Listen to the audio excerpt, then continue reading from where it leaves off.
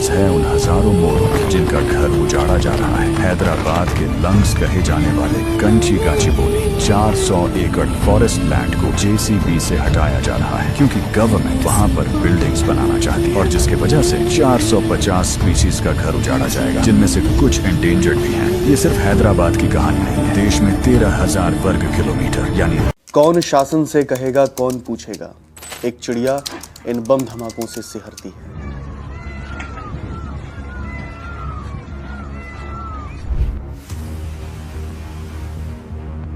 हैदराबाद में 400 एकड़ में फैला वन क्षेत्र को नीलाम करने का फैसला आया है। फैसले का आधार कि कांग्रेस सरकार यह वन क्षेत्र सरकारी परियोजनाओं के नाम पर नीलाम करना चाहती है। इस फैसले के बाद वहां का स्थानीय प्रशासन बुलडोजरों का एक जत्था लेकर पहुंचा, जिसके बाद हैदराबाद यूनिवर्सिटी के छात्रों और आसपास के युवाओं ने इसका विरोध किया।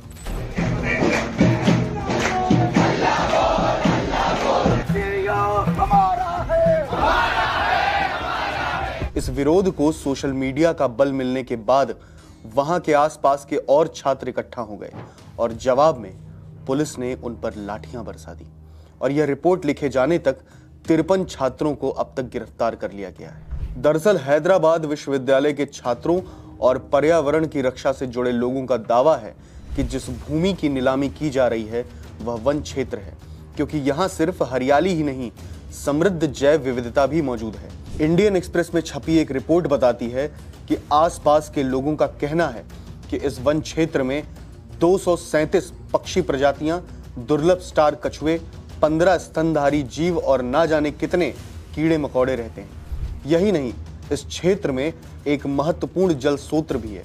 अब इस पर कांग्रेस सरकार का दावा है कि इस भूमि को वन क्षेत्र के रूप में कभी राजस्व विभाग के रिकॉर्ड में नहीं दिखाया गया, और यह 1974 में स्थापित विश्वविद्यालय के लिए आवंटित भूमि का हिस्सा है। मई 2024 में सुप्रीम कोर्ट ने इस भूमि पर सरकार के स्वामित्व को सही ठहराया था, जिसके बाद कांग्रेस सरकार ने इसकी नीलामी की प्रक्रिया शुरू की। तेलंगाना के मुख्यमंत्री रेवंत रेड्डी ने विधानसभा में इस विरोध को राजनीतिक रूप से प्रेरित बताया और बीआरएस पर दुष्ट लोमड़ियों की तरह विरोध भड़काने का आरोप लगाया।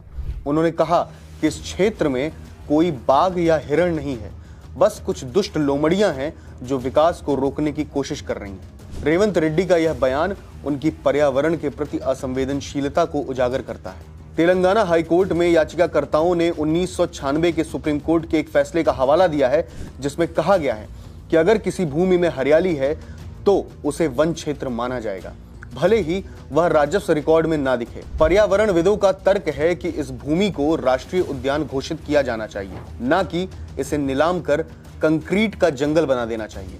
इसी बीच बुधवार को तेलंगाना हाईकोर्ट ने कांग्रेस सरकार को 3 अप्रैल यानी गुरुवार तक इस 400 एकड़ जमीन पर कोई कदम आगे बढ़ाने से रोक दिया है। यानी रेवंत रेड्डी सरकार अगली सुनवाई तक यहां ना तो कोई पेड़ उखाड़ पाएगी और ना ही जेसीबी मशीन चलवा सकेगी।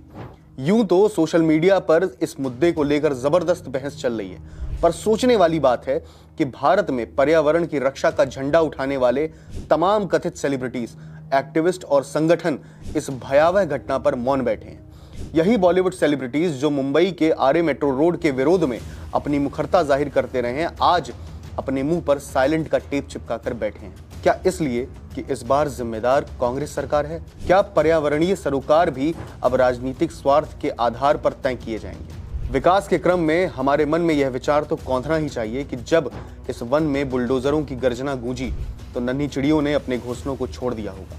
कछुए अपनी धीमी गति से भागने की असफल कोशिश कर रहे होंगे और जंगल में रहने वाले अन्य जीव भयभीत होकर अज्ञात गंतव्य की ओर बढ़ रहे होंगे। क्या विकास की परिभाषा अब यह हो गई है कि जीवन को ही समाप्त कर दिया जाए? इस तरह की खबरों को देखने के लिए सब्सक्राइब करिए न्यूज। मिलते हैं आपसे अगली वीडियो में। धन्यवाद।